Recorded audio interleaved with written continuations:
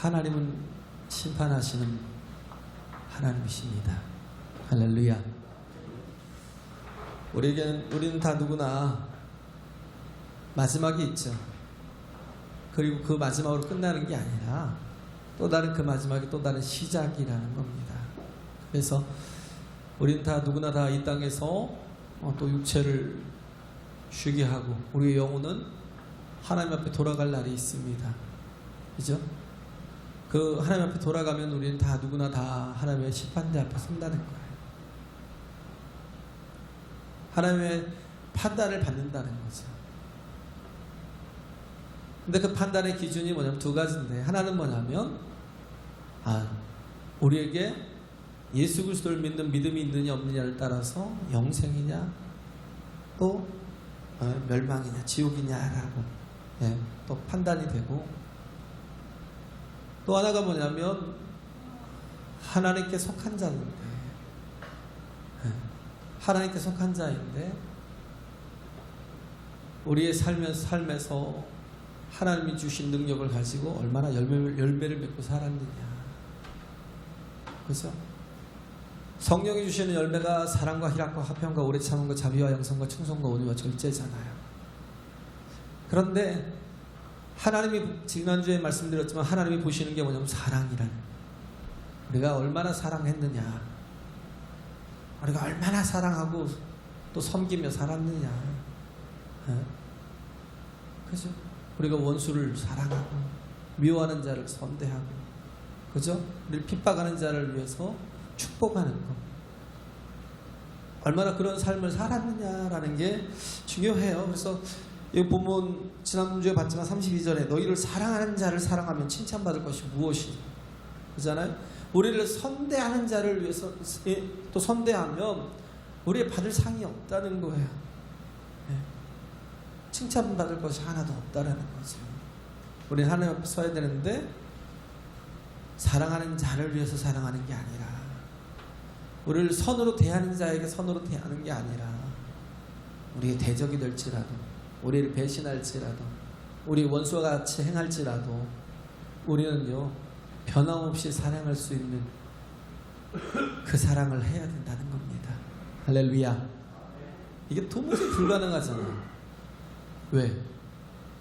인간이 가지고 있는 이 이성으로는요, 인간이 가지고 있는 이 인격으로는, 인간이 가지고 있는 이 감정으로는요 도무지 사랑할 수가 없어요.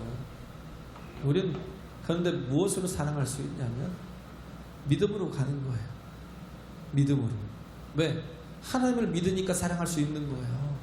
내가 저에게 저를 사랑하면 저 같은 원수지만, 그러나 내가 정말 베푼 그 사랑으로 저 사람 반드시 변화되고 새롭게 되고 하나님의 자녀가 될 것이다라는 믿음. 왜? 하나님이 일하시니까. 할렐루야. 하나님이 일하시니까 그걸 믿는 믿음이에요. 그렇기 때문에 믿음으로 우리가 살아갈 때 온전한 사랑을 할 수가 있고, 우리가 사람들에 대해서 또 앞에 보면 35절에 보고 36절에 보고 35절에 보는 거잖아요. 원수를 사랑하고 선대하며 아무것도 바라지 말고 빌리라고, 빌려주라고. 이게 가능할 수 있다고. 믿음으로 사는 거. 믿음은 어디서 나와요? 말씀에서 나오죠. 그렇기 때문에 뭐예요? 자꾸 들어야 돼요. 할렐루야. 자꾸 들어야 돼요. 들어야 믿음이 되고 견고한 믿음이 되고 흔들리지 않는 믿음이 돼서, 그래서 우리가 어떤 상황과 여건과 조건과 내 감정까지도 상관이 없이 우리가 주 안에서 하나님 주신 것을 말씀으로 행할 수가 있어요. 근데 믿음이 없는 사람은 뭐예요? 말씀이 없는 사람. 말씀이 없는 사람은요 항상 뭘로 살아요? 감정으로 살아요. 감정의 기복으로 살아요. 그래서 제일 먼저 나오는 게 뭐예요? 비난하는 거, 비판하는 거. 진짜 심하게 결국은 뭐냐면 남이 악한 게 아니라 가만히 생각해 보세요. 내가 악한 거예요. 내가 믿음이 없는 거예요. 내가 선하지 못한 거예요. 내가 온전치 못한 거예요. 우린 하나님 안에서 거친 형상들이 다듬어져 가야 돼요. 하나님의 온전한 형상으로. 할렐루야. 그 과정을 가고 있는 거예요. 성화되어 가고 있는 과정을 가는데, 그런데 뭐예요? 삶이 없으면 아무것도 변하지 않아요. 제가 얘기했죠. 진선미에 대해서. 진은 뭐냐면, 우리가 미인대를 뽑으면 미가 제일 우위에 있어야 되잖아요. 바보 같은 짓 안 해요? 미인대를 뽑는데 왜 진실한 사람을, 차라리 진실한 사람을 뽑게 대회를 하든지. 저는 그래서 이해가 안 갔어요. 왜 미인대를 뽑는데 진선미를 뽑지? 근데 그건 뭐냐면요. 진선미라는 건 뭐냐면, 진이라는 건 진과 선과 미를 다 갖춘 사람이에요. 선이라는 건 뭐냐면 선과 미를 다 갖춘 사람이고, 미라는 건 미를 갖춘 사람이에요. 가장 큰 아름다움은 뭐냐면 진선미를 갖춘 사람이에요. 할렐루야. 그걸 뭐라고 그래요? 온전한 형상. 예? 하나님 안에서 하나님께서 우리를 창조하신 그 창조의 아름다운 모습, 이게 돼야 된다는 거예요. 그런데 아름답기 위해서는 그 미가 있잖아요. 미가 아름답기 위해서는 뭐예요? 우리에게 삶을 살아가는, 아름다움이 어디서 나왔다고요? 알면서 나왔다고요. 알면서 알아가는 거예요. 내가 어떻게 살아야 정말 내가 아름다운 삶을 살아갈 수 있는지, 내가 어떻게 살아야 내가 하나님의 뜻대로 살아갈 수 있는지 알아가는 거거든요. 그걸 알면 살 수 있다. 그렇기 때문에 우리는 다 누구나 고난을 작정하는 사람 없잖아요. 다 고난을 당해야지, 난 가난해야지, 남들보다 어려워야지, 이런 사람은 없잖아요. 하나님도 우리 아버지시잖아요. 그럼 좋은 걸 주셔야지. 근데 보면 고난을 허락하실 때가 있고, 저는 참 많더라고요. 참 많이 고난을 당하더라고요. 근데 감사한 게 뭐냐면 그 고난을 통해서 내가 깨달아진다는 거, 하나님을 발견해 간다는 거, 인생의 주인은 내가 아니고 아버지라는 거, 하나님이라는 거. 그래서 인생의 싸움은 뭐냐면 주인이 누구냐의 싸움이에요. 우리 하나님 안에서 진리 안에 설 때 진정한 진리를 알지는 진리가 너희를 자유케 하리라 그랬잖아요. 진정한 자유가 어디서 나와요? 내가 진리 안에 거할 때. 할렐루야. 내가 하나님을 알아갈 때, 하나님을 주인 삼을 때, 나는 내가 막 세상의 그 풍속을 쫓고 내가 원하는 욕구대로 살아가면 좋을 것 같죠. 그래서 골로새서 3장에 보면 뭐예요? 욕심을 버리라. 또 뭐예요? 마음의 생각을 바꾸라. 그리고 입술에 나쁜 말을, 나쁜 언어를 바꾸라는 거예요. 버리라는 거예요. 다 버리라는 거예요.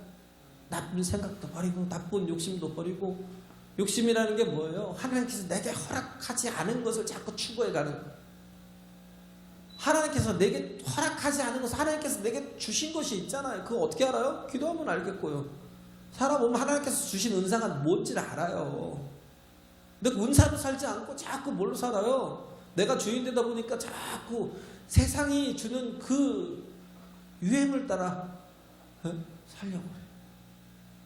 세상의 풍속을 따라 살려고 그래요. 이제는 무슨 시대야 그래가면서 뭐가 요즘엔 정말 어떻게 살아야 내가 성공할 수 있을 거야, 이런 거 쫓아가지. 변함없는 이불변 응만면이 안 되는, 불변하는 것으로서 만 가지 변화를 대응할 수 있는 게, 그게 진리라고요. 그럴 때 진정 자유가 있다고요. 나를 발견할 수 있어요. 할렐루야. 욕심도 버리고 정말 하나님 안에서 성화되어 가야죠. 우리 마음의 생각들 중요하잖아요. 마음은 뭐냐면 생각이 저장되는 공간이거든요. 생각이 저장되는 공간에 자꾸 나쁜 생각, 부정적인 생각, 미움, 뭐 그런 생각들이 막 원망, 불평 이런 것들이 꽉 차 있으면 살 수가 없어요. 유태인들은요, 그들의 문학을 보세요.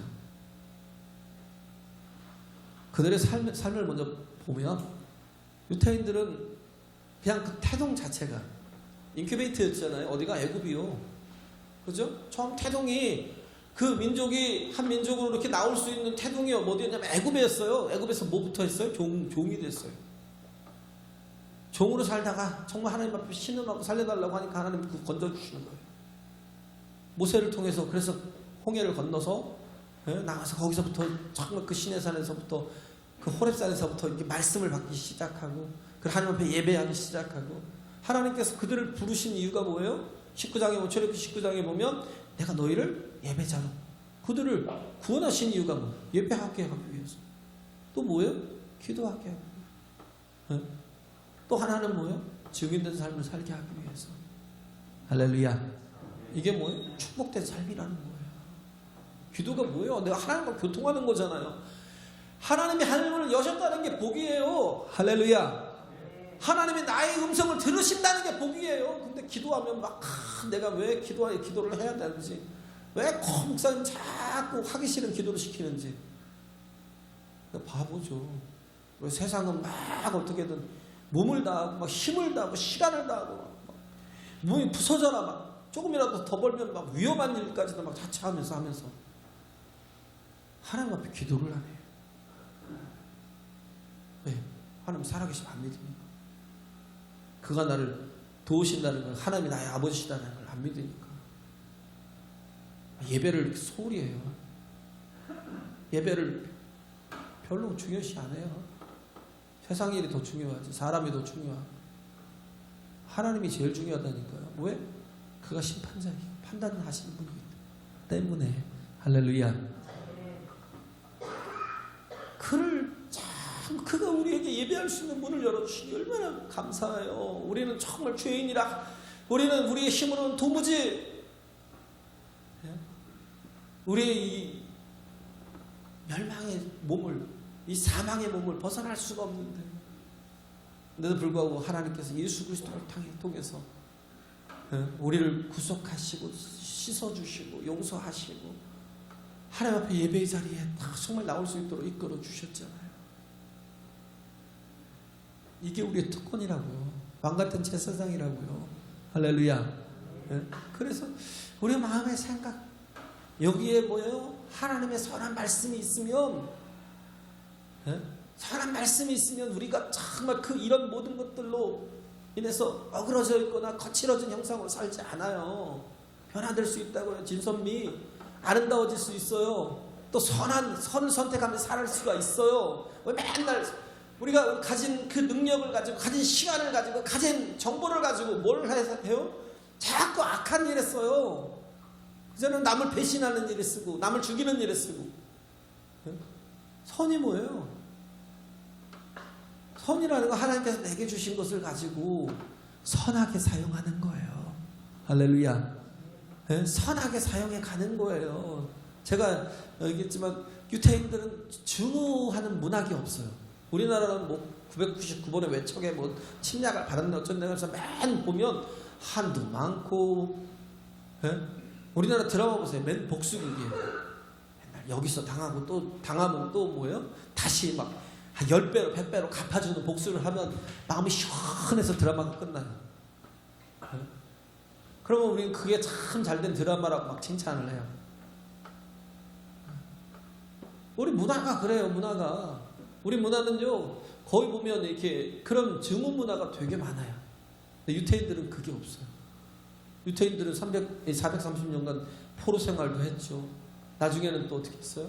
그 바벨론의 포로로 70년간 끌려가기도 하고, 나중에는 또 로마에 의해서 완전히 처참하게 부서지고 깨지고 다 죽고, 그리고 남은 사람은 다 디아스포라가 되고, 나중에는 또 중세시대 때는 개토라고 그래가지고요, 얼마나 많은 핍박이 있었고, 중세시대에도요 핍박이 있었고, 또 따로 막 한 곳에 모아놓고 이동의 불편을 이동할 수 없도록 만들고, 그러고 나서 또 히틀러가 또 어떻게 했어요?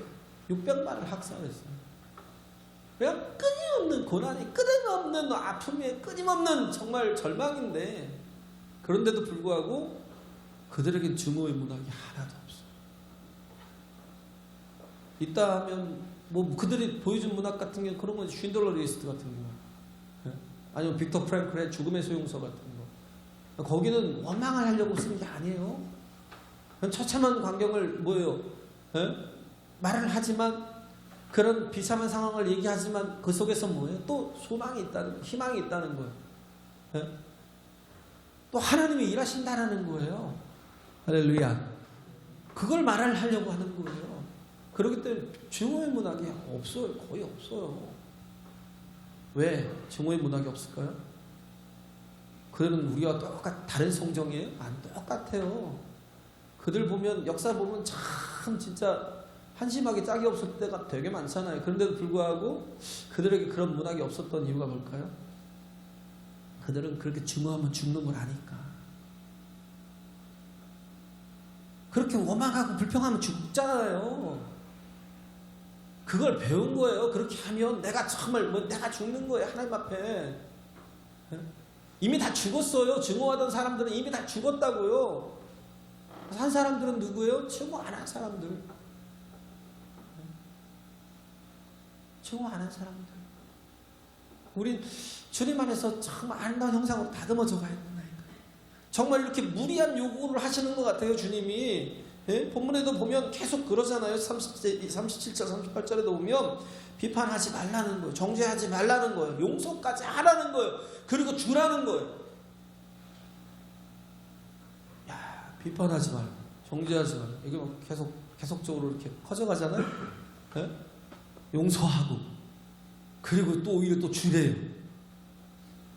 도무지 내 힘으로 감당할 수 없는 그런 거 같잖아요. 그러나 우리가 이해가 불가한 것도요, 하나님의 말씀이 내 속에 있으면 우리 순종해요. 순종이 가능해요. 왜? 믿음이 있으니까. 할렐루야. 하나님이 일하신다라는 믿음이 있으니까. 정말 절망의 순간에 인간의 힘으로 도무지 어쩔 수 없는 그런 순간이 오면요, 그런 분이 있었어요. 아주 정말 처참하게 사업도 망하고, 강남에 아주 부촌에 사는 사람인데 사업도 망하고, 근데 또 병도 걸리고, 아내는 막 차 사고가 나고 막, 그러면 악질 만나가지고 또 이렇게 막 오히려 가해자가 돼가지고 차 사고를 내가지고 그런 상태에 있고, 또 뭐 가족들도 또 문제가 있고 막 계속 엎친 데 겹친 거 계속 그렇게 됐는데, 근데 그 교회 담임 목사님 와서 기도해 주는데 그런 기도를 하더라잖아요. 주님, 인간의 힘으로는 도무지 아무것도 할 수 없으니 감사합니다. 이제는 믿음이 일할 때이니 하나님께서 믿음을 더하여 주셔서 능히 이기고 극복하고 승리하게 해달라. 그 기도를 하는 걸 들었대요. 저는 이게 정말, 우리는 도무지 불가능한 것들, 우리는 뭐예요? 돈이 없어요? 또 뭐가 없어요? 건강이 없어요? 아니면 도울 사람이 없어요? 그것 때문에 안 돼요? 힘이 없어요? 그것 때문에 안 돼요? 아니요. 뭐가 없어요? 믿음이 없어요. 믿음이 없어서 안 돼요. 근데 믿음만 있으면 어떻게 해요? 바라는 것들을 실상으로, 바라는 것들을 실상으로, 보이지 않는 것들을 보이는 것으로 바꿀 수 있어요. 믿음의 사람들은 뭐예요? 나라들을 이기기도 한대요. 히브리서 11장에 보면 그 사람들의 특징이 뭐예요? 그 사람들은요, 믿음이 있는 사람들이다. 믿음이 있으면 돼요. 할렐루야. 믿음이 없으면 망합니다. 믿음이 없으면 망해요. 그렇기 때문에 이해가 불가한 일들이 참 많죠. 우리 삶에 보면 그잖아요. 사도행전 16장에 보면 하나님께서 마게도니아로 가래요. 마게도니아로 가서 거기서 그들을 도우라고 하나님께서 보냈는데, 갔더니 뭐예요? 뭐 회당도 없고 어디 뭐 거처도 없고 기도할 곳도 없고, 그래서 헤매다가 강가에서 루디아를 만나서 그에게 복음을 전하고, 야 이제 뭔가 소망이 생겼다 그러고 또 길을 걷는데, 하나님 또 일하시겠지 그러고는 길을 걷는데 귀신 들리는 종이 나오잖아요. 자꾸 귀찮게 하는 거예요. 그냥 가려고 했는데, 근데 너무 귀찮으니까 또 뭐예요? 저 고쳐주고 싶은 마음에 고쳐줬어요. 그랬더니 그 여인을 통해서 점하여서 돈을 버는 주인들이 그를 잡아다가 늑심패가지고 어떻게 감옥 속에다 집어 넣어버렸어요. 도대체 이해 불가잖아요. 하나님이 보내셨으면 형통하게 해주셔야지. 모든 일이 정말 잘 되게 해주셔야지. 왜 이런 고난을 주시고 아픔을 주시고 나를 이렇게 힘들게 하고 내가 뭔 정말 죄가 많다고 나를 이렇게 늑심 두드려 맞고 이 정말 발에 착고에 채여서 이렇게 짐승처럼 갇혀 있냐고요. 하나님의 뜻을 이루지 않고 지금 열심히 일을 하는데 이해가 불가인데, 그런데 뭐예요? 그 시간들을 뭘로 바꿔요? 손으로 바꾸는 거예요. 손으로 바꾸고 가는 거예요. 그 시간들조차도 뭐 했어요? 기도하고 찬송하더라. 할렐루야. 기도하고 찬송하더라. 거기서 원망하고 불평하더라가 아니라, 거기서 도무지 이해하지 못하겠습니다 하고 하나님께 대항한 게 아니라, 레스트한 게 아니라 어떻게 해요? 거기서 하나님 앞에 기도하고 찬송하는 거예요. 왜? 내게 주신 시간들을 뭐예요? 내가 전도하지 않을 때는 어떻게 해요? 예배하겠다는 거예요. 왜? 나는 예배자이니까. 그래서 예배하는 거예요. 그래서 예배하는 그런 삶. 멀린 캐로톡스가 쓴 프리즌 투 프레이즈라고 감옥에서 찬송 생활로 그런 책을 썼는데, 그건 간증인데 이분은 뭐 군목 출신인데 좀 모르겠어요. 주소도 없고 그래요. 그냥 다 간증들만 모아놓은 거라 투박하기도 하고. 그런데 여기 보면 짐이라는 아이가 하나 나오는데, 이 아이는요, 아버지가 알코올 중독자예요. 정말 너무나 막 괴롭고 힘들고, 아버지만 보면 짜증이 나고 화가 나고 분노가 막 치밀고, 그 어린 자식들을 책임지지도 않고 가정을 등한시하고 맨날 술만 먹고 막 와서 퍼질러 잠만 자고, 얼마나 힘들었겠어요.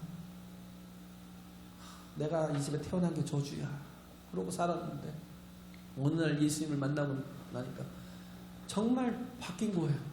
예수님을 만나고 나니까 모든 게 다 은혜인 거예요. 근데 그때 주신 말씀이 뭐냐면, 항상 기뻐하라, 쉬지 말고 기도하라, 범사에 감사하라. 이 말씀을 주신 거예요. 바울이 왜 거기서 원망하지 않고, 거기서 왜 불평하지 않고 기도하고 찬송하며 예배했겠어요? 왜? 항상 기뻐하고. 그렇게 정말 죽을 만큼 두드려 맞아도요, 어떻게? 주님이 나의 하나님이시니까 기뻐하는 거예요. 할렐루야. 그리고 또 뭐예요? 쉬지 않고 기도하는 거고요. 그리고 범사에 감사하는 거고, 감사하니까 예배를 드리는 거죠. 그래서 가장 큰 아름다운 어떤 거냐면 감사하는 삶이라는 거예요. 감사하는 삶. 그래서 이 짐이라는 친구가 감사하라는 말씀을 듣고 나서 그냥 범사에 감사하라니까 다 감사하기로 했어요. 작정하고는 계속 한 거예요. 아버지가 술 먹고 막 고주망태로 들어와도 뭐예요? 다른 데도 안 가고 집으로 들어오니까 감사하대요. 아버지가 다른 사람들을 그 술 먹고 막 술주정 부리지 않고 다른 사람들을 막 괴롭게 하지 않고, 그래도 또 와서 집에 와서 조용히 와서 잠을 자니까 그게 또 감사하고, 여러 가지가 그냥 아버지가 뭐 하는 일이 그때 모든 게 다 감사한 거예요. 그냥 그러면서 뭐예요? 아버지한테 자꾸 그런 표현한 거예요. 감사하다고. 집 잘 찾아오니까 감사하다고. 그래도 막 와서 막 햄페 뿌리지 않고 집에 와서 뭐 밥상 때려엎지 않고, 그래도 그렇게 정말 해주니까 그것도 감사하고, 모든 걸 다 감사하다고 아버지한테 표현을 한 거예요. 이 아버지가 어느 날 텔레비를 보고 있는데 마약 중독자가 변화된 모습을 이렇게 인터뷰를 하는 그런 이제 그 토킹 시간에 토크쇼에서 인터뷰를 하는 내용이 쭉 나오는 거예요. 근데 그 사람이 예수를 만나고, 내가 마약 중독자이고 더 이상 소망이 없던 자네 예수를 만나고 내가 이렇게 변화됐다고 그 간증을 듣고는 아버지가 그런 거예요. 야, 짐이야. 아니, 마약 중독자도 변화될 수 있겠냐? 변할 수 있겠냐? 그가 마약이 끊어질까? 그러니까 지미가 하는 얘기가 뭐냐면, 그가 예수님을 만났다면 그는 분명히 변화됐을 거야. 그래? 그러면 나도 변화될 수 있을까? 아버지도 예수님 만나면 얼마든지 변화돼요. 예? 그래, 그럼 나도 예수 만나야 되겠다. 그분 한번 만나봐야 되겠다. 바뀐 거예요. 왜 바뀌었겠어요? 지미의 태도에 변화가 있으니까. 그가 맨날 자기에게 감사한다 그러니까 이미 그 아버지는 그 마음속에요, 변화가 서서히 시작됐던 거예요. 그러니까 뭐 소망을 예수께 두는 거죠. 그리고 뭐예요? 그 가정이 정말 변화되더래요. 아버지가 다 변화됐더래요. 할렐루야. 네? 우리는 그거예요. 믿음이라는 건요, 씨앗을 보면 뭐예요? 거기에서 그걸 그냥 씨로만 봐요? 아니요. 믿음은 뭘 봐요? 거기에서 나무를 봐요. 그 씨를 통해서 열매를 보고, 그 씨를 통해서 숲을 봅니다. 믿음이 그거예요. 우리는 정말 내가 이렇게 해야 되는 이유가 뭐예요? 우리는 하나님의 나무이기 때문에. 할렐루야. 네? 그렇기 때문에 우리는 악한 열매를 맺어서는 안 돼요. 우리는 왜 하나님의 선한 자녀들이잖아요. 그러니까 진선미가 있어야죠. 하나님의 온전한 형상이 나타나야죠. 우리 안에는 진리가 있잖아요. 할렐루야. 그렇기 때문에 그 진리를 가지고 선을 선택하며 갈 수 있잖아요. 우리는 얼마든지 아름답게 살 수 있잖아요. 그래서 나무는 각각 그 열매로 그 나무를 알잖아요. 아니, 배를 맺는 데서 이거 사과나무라고 할 사람이 어디 있어요? 그렇잖아요. 하나님의 말씀이 있는 사람은요, 그 말씀이 영원히 지켜줍니다. 할렐루야. 그 사람은요, 주초를 반석 위에 세운 사람 같대요. 집을 반석 위에 세운 사람 같대요. 비가 오고 창수가 나고 뭐 아무리 저기라도 끄떡이 없어요. 영원하다는 거예요. 하나님의 말씀 위에 세워진 사람은. 할렐루야. 믿음으로 사는 사람은 얼마든지 내가 이해되지 않고 납득이 되지 않고 그래도 바울처럼 순종이 가능한 거예요. 그러니까 어떻게 해요? 그 시간들을 원망과 불평을 바꾸지 않고 선으로 바꿔가는 시간들을 삼고, 또 그러니까 하나님 응답하셔서 감옥문을 열고 창고를 다 열어놓으니까 도망갈 기회로 삼는 게 아니라 뭐예요? 이제 또 하나님께서 일하시겠구나. 하나님이 영혼을 구원하기 위해서 하나님께서 뭔가 또 일하시겠구나. 그러고 뭐예요? 그 시간들을 한 가정을, 그 간수의 가정을 변화시키는 기회로 삼은 거예요. 할렐루야. 우리가 이렇게 아름다운 삶을 살자. 하나님 안에서. 우리에게는 뭐가 있어요? 우리는 제자가 스승같이 되지는 않겠지만, 그러나 뭐예요? 우리가 말씀을 따라 살려고 온전하려고 노력하면 그 사람은 스승과 같은, 이미 같이 스승과 같이 된 거예요. 주님이 뭐라고 말씀하셔요? 너희는 나의 하는 일을 너희도 할 것이래요. 할렐루야. 예수님이니까 해요? 아니요. 나의 하는 일을 너희도 할 것이요, 이보다 더 큰 일도 할 것이라고 예수님이 말씀하시죠. 우리는 이걸 믿어야 돼요. 붙들어야 돼요.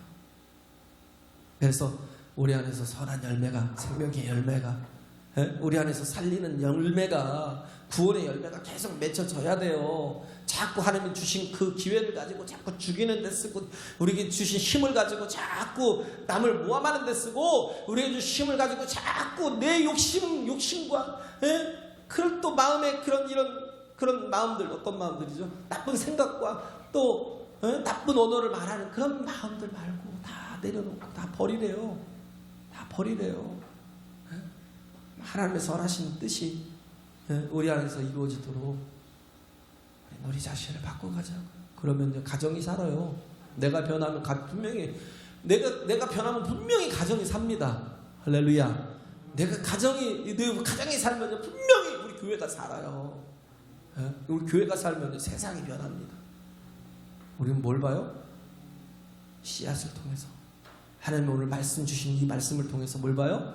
온 세상이 변화되는 모습을 보자고요. 할렐루야.